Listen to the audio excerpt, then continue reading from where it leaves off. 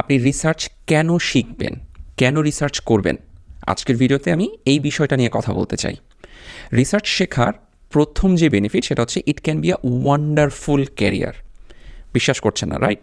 কারণ অধিকাংশ ক্ষেত্রে আমাদের নাটক, সিনেমায় বা অনেক সামাজিকভাবে যে জিনিসটাকে পোট্রে করা হয় সেটা হচ্ছে রিসার্চারদের খুব একটা গরিবী জীবন। মানে রিসার্চাররা তাদের চশমার ডাঁট ভেঙে গিয়েছে, তাদের হাঁটতে হাঁটতে জুতার যে স্যান্ডেলের যে তলা সেটা ক্ষয় হয়ে গিয়েছে। এবং এই ধরনের একটা খুব ক্লিপও আছে অনেক আগে বাংলা সিনেমার, যে মেয়ের বাবা জিজ্ঞেস করছে মেয়েকে ছেলে কী করে, তো মেয়ে বলছে সে রিসার্চ করে, এবং সে বলছে রিসার্চ করে তো তোকে খাওয়াবে কি। এবং ওভারঅল আমি নিজেও যখন আমার আব্বু আম্মুকে বলেছি যে রিসার্চ নিয়ে আমি ক্যারিয়ার করতে চাই, আমার আব্বু আম্মুকে আমার আশেপাশের অনেকজন এবং অনেক শিক্ষিত লোকজন বোঝানোর চেষ্টা করেছে যে রিসার্চে আসলে টাকা পয়সা খুবই কম, জীবনযাপন এবং লাইফস্টাইল হিসেবে এটা খুবই পুয়ার একটা লাইফস্টাইল। কেন আমার মতো ছেলে ঢাকা মেডিকেল থেকে পাশ করে এই ধরনের একটা পুয়ার লাইফস্টাইল চয়েস করে নিচ্ছি, কেন আমি আমার নিজের পটেনশিয়াল নষ্ট করছি। But believe me, all of them are absolutely wrong. আলহামদুলিল্লাহ, I am having a very decent life. এবং এই জিনিসটা খুব ইম্পর্ট্যান্ট সবাইকে বোঝা, সবাইকে জানানোর, যেটার কারণে কিন্তু দেখেন এখানে আমি একটা জিনিস একটু আজকে স্বীকার করে নিতে চাই। আমার এই যে সোশ্যাল মিডিয়ার অ্যাক্টিভিটি এবং আমার এই পেজে বা আমার ইউটিউবে আমি কিন্তু মাঝে মধ্যে আমি যে ভ্রমণ করছি, আমি আমার বাসার ছবি, আমি এই আমার লাইফস্টাইলের অনেক কিছু কিন্তু পোর্ট্রে করার চেষ্টা করি এখানে। এখন আমাকে যারা ক্রিটিসাইজ করেন তাদের অনেকের মনে প্রশ্ন আসতে পারে যে আপনি একজন গবেষক, আপনি গবেষণা নিয়ে কথা বলবেন, আপনি অন্যান্য প্রোডাক্টিভিটি নিয়ে কথা বলবেন, কিন্তু আপনি আপনার বাসার ছবি বা আপনি আপনার লাইফস্টাইল কেন মানুষজনকে শো করছেন? সেটা তো অন্যান্য সেলিব্রিটিরা করবে। দেখুন, আমি এই জন্য করি, ওই যে একটা সামাজিক একটা চিন্তা রয়েছে যে রিসার্চার মানেই গরিব, তারা মানবেতর জীবনযাপন করছে, তাদের কোনো ডিসেন্ট লাইফ থাকতে পারে না। আমি কিন্তু আপনাকে এটা শো করছি না যে দেখো রিসার্চ হলে তুমি বিএমডাব্লিউ গাড়ি চালাবা বা ইয়ে করবা, আমি সেটা মিন করছি না। বাট আমি আমার লাইফস্টাইল দিয়ে এই জিনিসটা বোঝানোর চেষ্টা করি যে আপনার যদি একটা ডিসেন্ট লাইফস্টাইল কথা যদি আপনি চিন্তা করে থাকেন, you can get that idea. এবং এই যে একটা সোসাইটিতে নর্ম তৈরি হয়ে গিয়েছে যে আপনার রিসার্চার মানেই গরিব, সেইটাকে ব্রেক করার জন্যই কিন্তু মাঝে মধ্যে আমি আমার জীবনের কিছু কিছু অংশ শো করার চেষ্টা করি, যে যেন মানুষজন উদ্বুদ্ধ হয়। এবং দেখুন, এখন অনেকে বলতে পারেন যে এটার হয়তো কোনো কারণ নেই, এটার কারণ এই জন্য আছে, যখন সাকিব আল হাসান ক্রিকেট খেলা শুরু করেছে, সাকিব আল হাসানকে দেখে, তার লাইফস্টাইল দেখে আরও 10 জন 100 জন ছেলে ক্রিকেট খেলার জন্য ইন্টারেস্টেড হয়েছে। যখন মানুষজন কন্টেন্ট ক্রিয়েটরদেরকে দেখছে সোশ্যাল মিডিয়াতে, তাদেরকে দেখে আরও 100 জন কন্টেন্ট ক্রিয়েটর প্রতিদিন তৈরি হচ্ছে। সো বিকজ দিন শেষে কিন্তু আমরা সবাই চাই যে একটা ভালো লাইফ মেনটেন করতে, একটা ভালো লাইফস্টাইল থাকার জন্য। ইটস নট অনলি অ্যাবাউট টাকা পয়সা, ইটস নট অনলি অ্যাবাউট আপনার যে কার কী আছে সেটা শো করা। সো সেই অ্যাঙ্গেল থেকে না, অন্য অ্যাঙ্গেল থেকে যদি আপনি চিন্তা করেন যে আপনার একটা ডিসেন্ট লাইফ থাকবে, আপনার একটা সুন্দর জীবনযাপন করবেন, আপনি সংসার করবেন, আপনার একটা ওয়ার্ক লাইফ ব্যালেন্স রাখবেন, সেই ক্ষেত্রে research can be a wonderful career. Sorry, আমি মাঝখানে একটু ঘুরে আসলাম আমার নিজের একটা জিনিস এক্সপ্লেন করার জন্য। বাট মোদ্দা আমি যে কথাটা বলতে চাচ্ছি সেটা হচ্ছে যে শুধু আমি না, আমি এরকম আরও কমপক্ষে কয়েকশো মানুষ চিনি যারা দেশে এবং দেশের বাইরে বিভিন্ন জায়গায় গবেষণা কাজ করছেন এবং they are having a decent life. খুব সুন্দরভাবে তারা কিন্তু জীবনযাপন করছেন। দেখেন, এখন আপনি যদি টাকা পয়সার কথা বলেন, হ্যাঁ, হয়তো রিসার্চ করলে আপনি এক্সট্রিমলি রিচ হবেন না। ফর এক্সাম্পল, আমি যদি আজকে অস্ট্রেলিয়াতে ডাক্তারি করতাম, আমি যে পরিমাণ টাকা ইনকাম করতাম, আমি এখন যে রিসার্চ করছি সেখানে আমি কম টাকা ইনকাম করছি।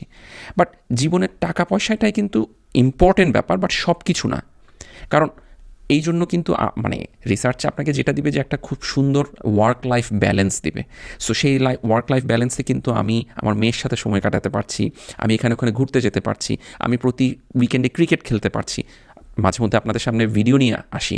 এই যে এত কিছু করতে পারছি, কারণ রিসার্চ আমাকে ওই ফ্লেক্সিবিলিটিটা দেয়, আমার ক্যারিয়ারটা আমাকে ওই ধরনের একটা ফ্লেক্সিবিলিটি দেয় যেটার কারণে আমি এই আমার এক্সট্রা যে হবিগুলো, এক্সট্রা যে প্যাশনগুলো, সেগুলো পার্সু করতে পারি, এবং সেটা আমার কাছে অনেক বেশি ইম্পর্টেন্ট।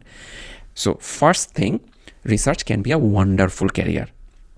সেকেন্ড যে পয়েন্ট, সেটা হচ্ছে আমি কি তার মানে বলছি যে সবাইকেই রিসার্চার হয়ে রিসার্চার ক্যারিয়ার করতে হবে? না। আপনি যদি রিসার্চার অ্যাজ এ ক্যারিয়ার বা অ্যাজ এ প্রফেশন নাও হতে চান, কোনো সমস্যা নেই।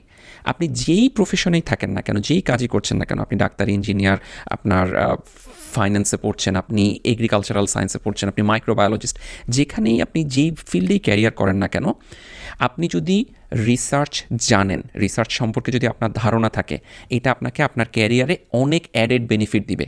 কিভাবে?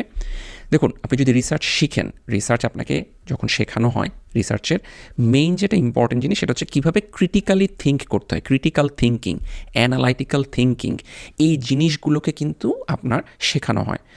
এবং আপনি যে কোনো জব করেন না কেন, আপনি ব্যবসা করেন, আপনি এন্টারপ্রেনার হন, যাই কিছু করেন না কেন, জীবনে আপনার যদি ক্রিটিক্যাল থিঙ্কিং, অ্যানালাইটিক থিঙ্কিং, এই জিনিসগুলো যদি আপনি শিখতে পারেন, আপনি যেই প্রফেশনে থাকেন না কেন, it will give you added benefit, it will keep you ahead from others. So নিজেকে আপনি যে আপনাকে আপনি ডাক্তারি করছেন, আপনাকে আমি বলছি না যে ডাক্তারি ছেড়ে আজকে গবেষক হয়ে যান, বাট আপনি যদি রিসার্চ সম্পর্কে জানেন, আপনি যদি রিসার্চ বুঝেন, তাহলে আপনার এই স্কিলগুলো বাড়বে। যে কোনো একটা ডেটা দেখলে you can make sense of that data, যে কোনো একটা ইনফরমেশনটাকে কীভাবে আসলে অ্যানালাইসিস করতে হবে, কীভাবে আপনার ডিসিশনটা মেক করতে হবে, এই জিনিসগুলো কিন্তু রিসার্চের যেই নলেজ, রিসার্চের যেই স্কিল, সেখান থেকে আপনি শিখতে পারবেন। সো আপনি যেখানেই ক্যারিয়ার করেন না কেন, রিসার্চ আপনাকে এই অ্যাডেড বেনিফিটটা দিতে থাকবে। রিসার্চ করার নেক্সট যে বেনিফিটটা নিয়ে আমি কথা বলতে চাই, সেটা হচ্ছে ইন্টেলেকচুয়াল কিউরিওসিটি। দেখেন, সবাইকে ইন্টেলেকচুয়াল হতে হবে না, সবাইকে সুশীল হওয়া লাগবে না, but as a human being, মানুষ হিসেবে আমাদের সবারই কিন্তু একটা ইন্টেলেকচুয়াল কিউরিওসিটি আছে, যেটাকে আমি বলি হচ্ছে, যদি আমি বাংলায় বলি, এটা হচ্ছে সৃষ্টি সুখের উল্লাসে। সবার মধ্যেই না নতুন কোনো কিছু ক্রিয়েট করার একটা ইনোভেটিভ থিঙ্কিংয়ের একটা কিন্তু জায়গা আমাদের কিন্তু ব্রেইনে আছে। আপনি যদি সেইটাকে ইনফ্লুয়েন্স করতে চান, আপনি যদি সেইটাকে আপনার সন্তুষ্ট করতে চান, তাহলে রিসার্চ আপনাকে সেই জায়গায় সাহায্য করবে। কারণ রিসার্চের কাজই হচ্ছে নতুন কিছু তৈরি করা, রিসার্চের কাজই হচ্ছে ইন্টেলেকচুয়ালি যেটা চ্যালেঞ্জিং, যেটা একটা ডিফিকাল্ট কোয়েশ্চেন, একটা হার্ড কোয়েশ্চেন, সেটাকে কীভাবে প্রবলেম সলভ করে সেটার উত্তর খুঁজে বের করে আনা যায়। আমি একটু স্পেসিফিক ডাক্তারদের উদাহরণ দিয়ে বলছি। ধরেন, কথার কথা আপনার হচ্ছে যে আপনি ভ্রমণ করতে ভালোবাসেন, দেশ বিদেশ ঘুরতে চান। আপনি যদি রিসার্চ করেন, অবভিয়াসলি রিসার্চের একটা একদম খুব ছোট্ট টাইনি একটা এক্সট্রা বেনিফিট হচ্ছে যে কনফারেন্স এবং বিভিন্ন জায়গায় প্রেজেন্ট করার থ্রুতে আপনি দেশ বিদেশের অনেক জায়গায় ঘুরতে পারবেন। কিন্তু সেটা শুধু রিসার্চার হলেই আপনি ঘুরতে পারবেন, আমি সেটা বলছি না। কিন্তু আমি বলতে চাচ্ছি, আপনি অন্য যে কোনো কিছু করলেও আপনার সেখান থেকে আপনি নিজস্ব টাকা জমিয়ে ঘুরতে পারেন। এখন এই উদাহরণটা আমি স্পেসিফিকলি দিচ্ছি এই জন্য যে, ধরেন আপনি একজন সফল ডাক্তার, আপনার অনেক টাকা পয়সা আছে, আপনি ঘুরতে গিয়েছেন, আপনি আমেরিকায় ঘুরছেন, আপনি জাপান ঘুরছেন, ফ্রান্স ঘুরছেন, বিভিন্ন জায়গায় যাচ্ছেন। সেই ঘোরা আর আপনি কনফারেন্সে প্রেজেন্ট করার জন্য জাপানে গিয়েছেন, সেখানে বিশ্বের 50টা দেশের বিভিন্ন আপনার ফিল্ডের লোকজন এসেছে, সবার সামনে দাঁড়িয়ে আপনি আপনার নিজের কাজটা প্রেজেন্ট করছেন। দুটো ভ্রমণের মধ্যে না, দুটো ট্যুরের মধ্যে না অনেক কোয়ালিটেটিভ ডিফারেন্স রয়েছে, অনেক বিস্তর পার্থক্য রয়েছে।